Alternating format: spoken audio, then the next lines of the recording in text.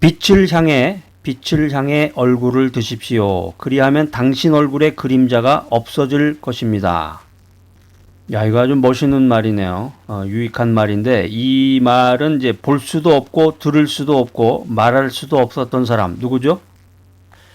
헬렌 켈러가 이제 이 말을 했는데, 빛을 향해 얼굴을 들어라. 그리하면 당신 얼굴의 그림자가 없어질 것이다. 이거 좀 말 자체가 좀 아이러니하네. 빛을 볼 수 있는 눈이 없었던 그녀가 어떻게 우리에게 빛을 향해 얼굴을 들어라 이런 말을 했을까? 헬렌 켈러가 이 말을 했던 그 진의는 뭐냐면은 우리가 마음의 눈을 떠야 된다는 거죠. 우리가 마음의 눈을 뜨고 영혼의 빛, 생명의 빛, 사랑의 빛이신 예수 그리스도를 바라보라. 이런 충고를 하고 있는 것입니다.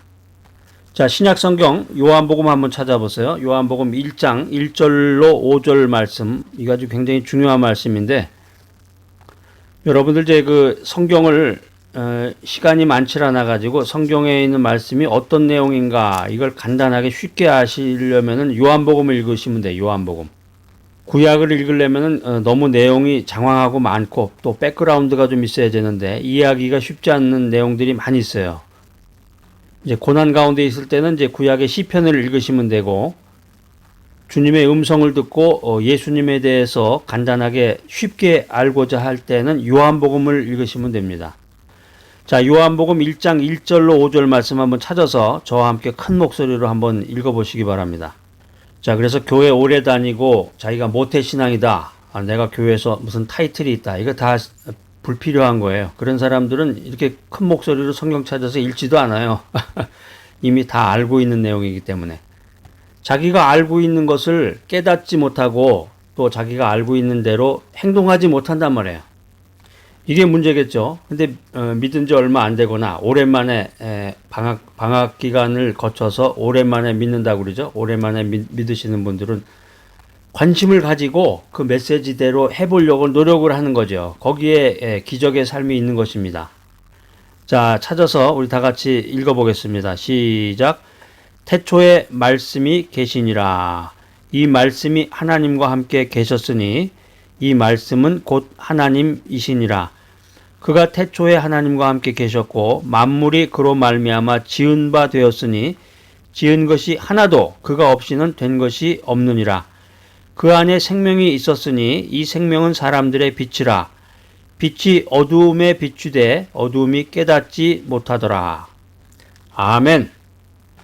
여러분, 복음에 위대한 능력이 있습니다. 어떤 분은 저한테 그런 질문 예전에 했던 분도 기억이 나는데 이 성경에 보면은 왜 이렇게 볶음이 많나요?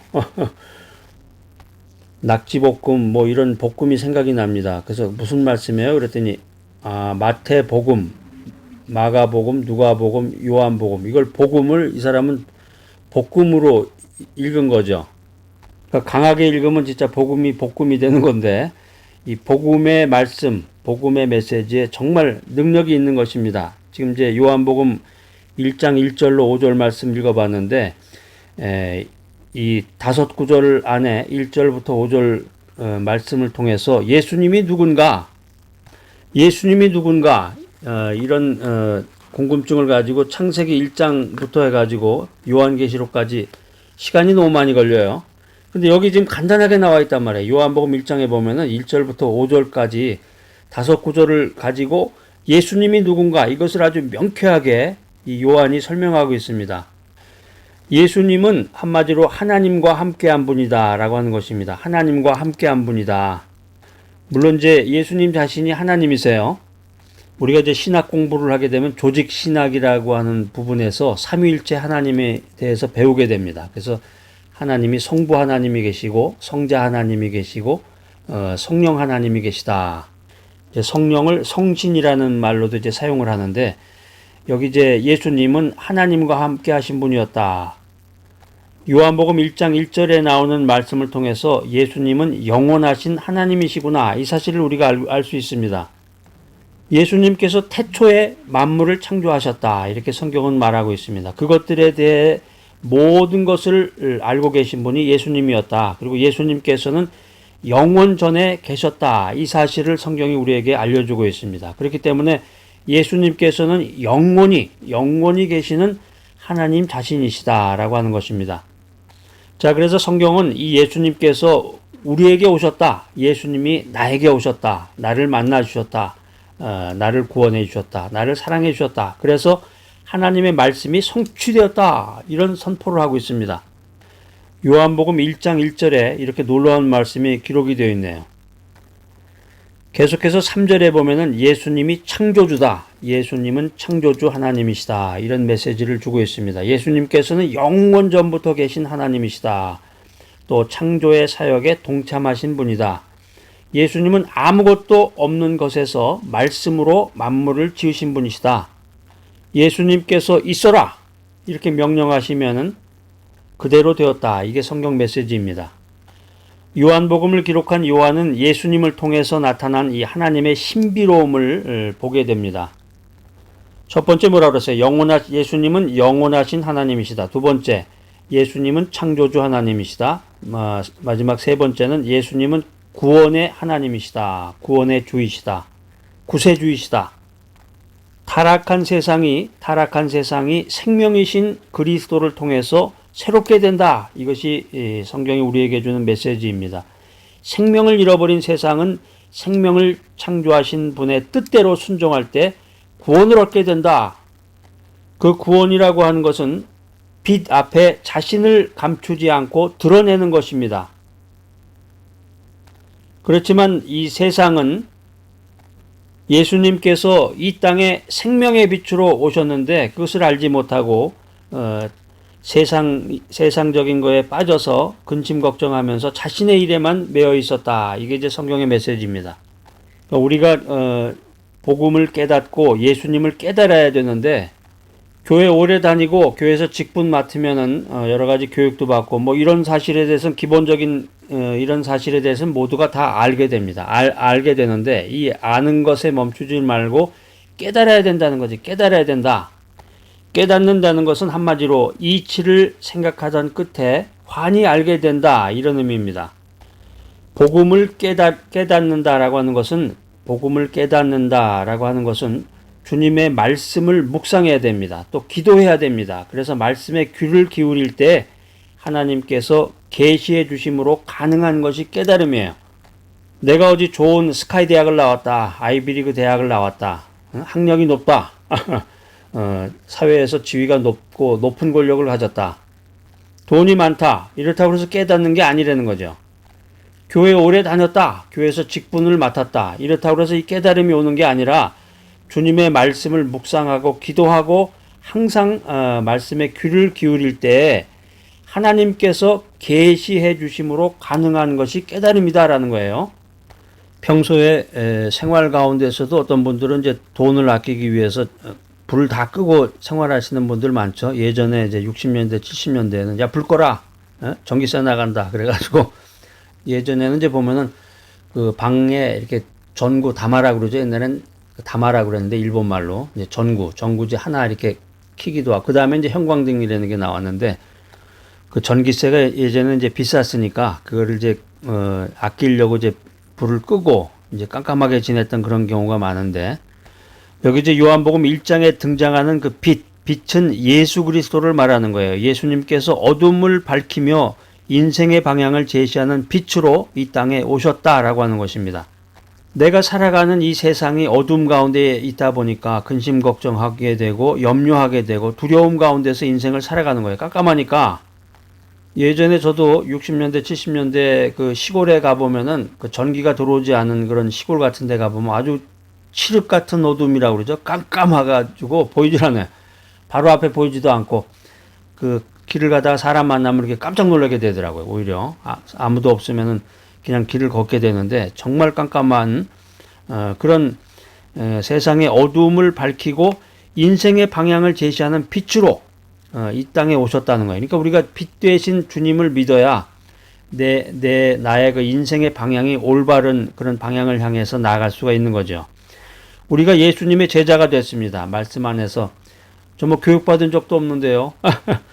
그렇게 말할 것이 아니라 우리가 예수님을 구세주로 모셔드리는 순간 우리가 예수님의 제자가 되는 건데 예수님의 그 삶을 본받는 인생을 살아가는 것입니다. 예수님의 제자로서 그분의 삶을 본받는다. 이 사실은 어두움과 불안 가운데서 방황하는 것이 아니라 빛 되신 예수님을 바라보고 빛 되신 예수님을 따라가는 것이다 라고 하는 것입니다. 할렐루야! 그래서 사도 바울이 에베소 교회를 향해서 이렇게 말합니다. 너희가 전에는 어두움이더니 이제는 주 안에서 빛이라. 빛의 아들들처럼 행하라. 빛의 아들들처럼 행하라. 어두움에 속한 사람은 자꾸 딴 얘기하죠. 거짓말하고 남을 망신 주고 말 한마디로 그냥 사람을 괴롭게 하고, 그러나 빛 가운데 있는 사람은 항상 올바른 이야기를 하고 자기가 약속한 것을 끝까지 지키고 주님의 말씀만을 믿는 그런 인생을 살아가게 됩니다. 인생이라고 하는 것이 살면 살수록 이 죽음이라는 어두움의 시간에 점점 가까워지는 것입니다.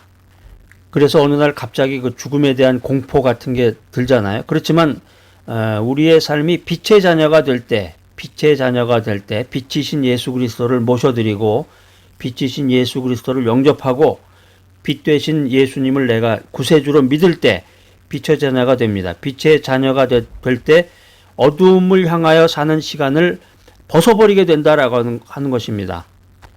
빛의 자녀가 될 때 예수의 생명의 빛에 더 가까워진다. 이게 오늘 성경 말씀이 우리들에게 주는 깨달음의 메시지입니다. 생명 되신 예수 그리스도는 사람들의 빛입니다. 나의 빛입니다. 내 인생의 빛이 되십니다. 생명의 사람들을 죽음의 세계인 어두움의 세계에서 불러내서 생명의 세계인 빛 가운데로 인생을 살게 하시기 때문에 예수 그리스도가 사람들의 빛이다 라고 하는 것입니다. 자, 여러분들 진짜로 그렇게 생각하십니까?